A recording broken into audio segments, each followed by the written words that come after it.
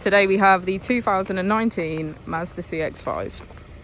This vehicle has done just under 71,000 miles. It has a manual transmission and a petrol fuel type.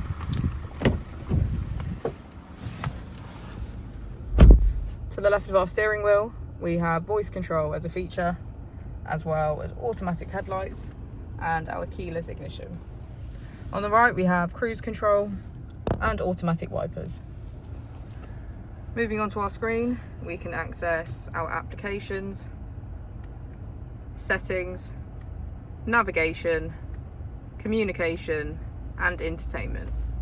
If we put the vehicle into reverse, we can see that it comes with a parking camera with parking sensors.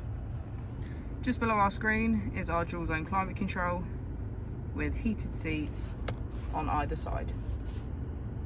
As we go into the back of the vehicle, we can see that it has a full leather black interior and get a good view of our sunroof.